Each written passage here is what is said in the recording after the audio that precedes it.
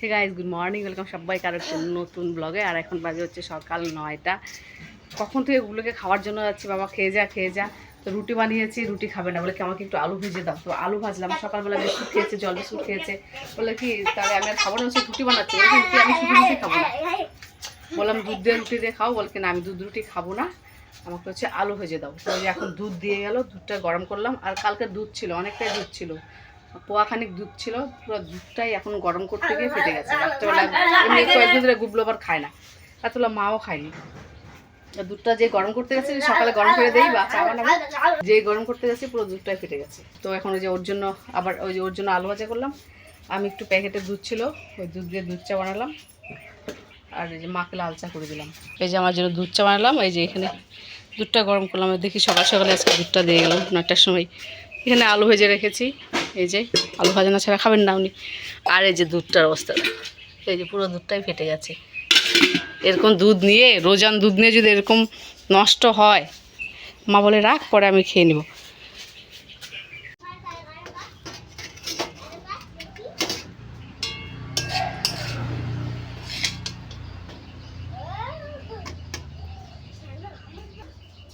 চুপচাপ খায় নে, আগে এনে আমি ছেড়ে দেবো, নিজে খাবি।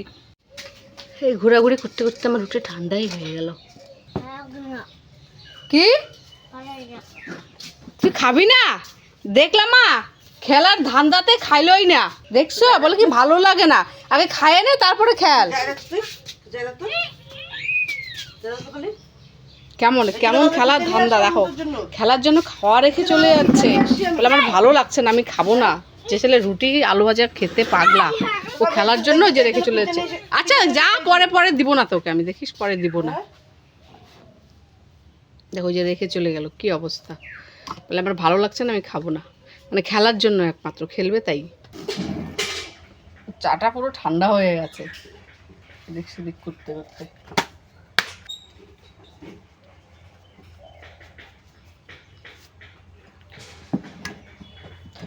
দুধ চা দিয়ে রুটি খেতে স্বাদই আলাদা।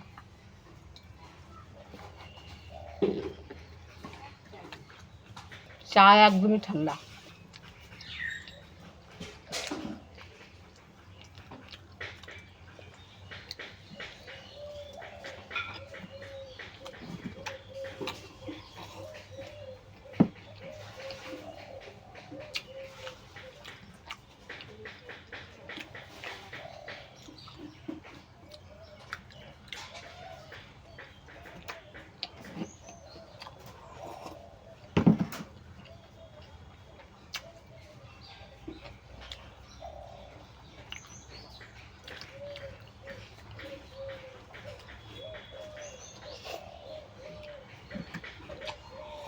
তো যে আমি এখন চাটা খেয়ে ভাত বসিয়ে দিলাম। বাবা এলো, বলে কি ভাতটা তাড়াতাড়ি বসা, আমি কাজে যাব, মানে বাইরে কাজে যাবে। গাড়ি হচ্ছে 2টোর সময়, এই জন্য বলে তাড়াতাড়ি একটু রান্না করে, কিছু মাছ দিয়ে গেল বলে ভাতটা, তাই তাড়াহুড়ো করে তাই আমি ভাতটা বসিয়ে দিলাম। হ্যাঁ, ভাতে জল বসিয়ে দিলাম। আর এখানে যে এই দিয়ে গেল মাছ, মাছের ঝোল করব। পুঁটি, এটা চাপানি পুঁটি হয়তো, তো মাছের ঝোল করব। আর ওই যে মা বাঁধাকপি কেটে রেখেছে, বাঁধাকপি ভাজবো। আর দেখো চিচিঙ্গা এনেছে কালকে বাজার থেকে। চিচিঙ্গার সাইজগুলো দেখো, এরকম ছোট ছোট। আদৌ কি ভিতরে ভালো হবে কি না, কাটলে বোঝা যাবে। তো যাই হোক, কাটি আগে। আর কালকে বাজার থেকে একটা ভালো জিনিস এনেছে, এই দেখতে পাচ্ছ, কালকে বাজার থেকে এনেছে যে চালতা। অনেক বছর পর চালতা দেখলাম। আমাদের বাড়িতে চালতা গাছ ছিল, কিন্তু এখানে নেই। হ্যাঁ, একদম গাছ ভর্তি প্রচুর কি চালতা ধরতো। এটা তো চালতা কিছুই না, বিশাল বড় বড় এক একটা জাম্বুরার সাইজের চালতা ধরতো, অনেক বড় বড়। চালতাগুলো ছোটো। তো যাই হোক, দেখা যাক দুপুরে মাখতে পারি চালতাটা। তো তাড়াহুড়া থাকলে এরকমই হয়, কোনটা ছেড়ে আগে কোনটা করবো। মাকে বললাম তুমি বাইরের কাজটা করতে থাকো, আমি রান্নাটা বসিয়ে দিই। তো চিচিঙ্গাগুলো তো কাটছি, কচি বেরিয়েছে মাত্র 1.5টা, একটা আর অর্ধেকটা চিচিঙ্গা ভালো কাটলাম। আর বাদ বাকি সবগুলাতে পোকা। এই দেখো, পোকায় গিজ গিজ করছে, দেখো কেমন পোকা, সবগুলাতে এরকম পোকা। এ দেখো গিজ গিজ করছে। এগুলোকে এর খাওয়া যায়? হ্যাঁ, এখন শাকসবজির যে দাম, এগুলো আনারই বা কেন দরকার ছিল বুঝি না। আসলে কি বাবার না ওরকমই মানে বাবা কোনোদিনও সবজি হাত দিয়ে তুলে না, দোকানদার যা তুলে দেয় ওটাই নিয়ে চলে আসে। এ দেখতো লাফিয়ে মানে ছিটকে ছিটকে চলে যাচ্ছে, দেখো লাফিয়ে লাফিয়ে কেমন পোকা। তো দোকানদার যা দেয় তাই নিয়ে চলে আসে, দেখো অবস্থা। প্রত্যেক দিন প্রত্যেক হাটের সবজি এরকম একটা না একটা খারাপ বের হবেই। এগুলো তো পুরোই খারাপ, এটা খাওয়ার মতোই না সবজিগুলো। চিচিঙ্গাগুলো একদমই দেখো ভিতরে পোকায় ঘিস ঘিস করছে, আর কি খাওয়া যায়? এখন এতটুকু বেরিয়েছে, আমি এখন একটু কী ভাজবো, মানে কী যে করি না। এই যে আজকেও চলে গেছিলো বিকালবেলা, ওটা আসছে আর ও আসেনি, তো খোঁজাখুঁজি হচ্ছে, ভাবলাম ঠিক বাড়িতে নেই। তো মা গেছিলো ওই যে খুঁজতে, এক পাড়া খুঁজে এলো, পেলো না, তো আরেক পাড়াতে গেল। হ্যাঁ এখানে দাও, তো ওই যে নিয়ে আসলো গিয়ে, এক পাড়া খুঁজে আসছে পাইনি, যে আরেক পাড়াতে গিয়ে অনেক দূর, অনেক দূরে 2-3টা পাড়ার পর গেছে, এই যে নিয়ে আসলো। দেখুন ওই যে সঙ্গে বন্ধু এসছে, এইদিকে বেঁধে রাখো। আর একটু নিচু করে রাস্তার গেটটা লাগাই দাও, তো কেউ আসবে না, আসলে পর দেখা যাবে।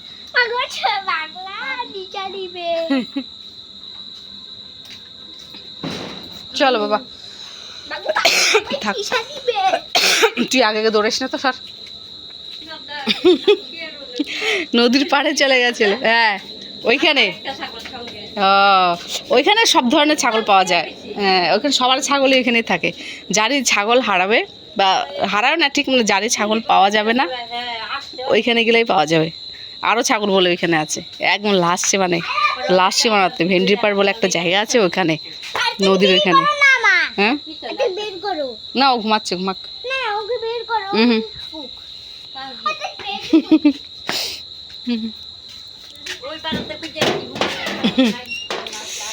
তো আমি একটু বাদাম ভাজবো, বাদাম আছে, বাদামটা ভাজবো না ভাজাই বুঝতে পারছি না। ও মা, বাদামটা কি ভাজা? হ্যাঁ মানে আসবে না, ওগুলো ভাজাই আছে বাদামগুলো।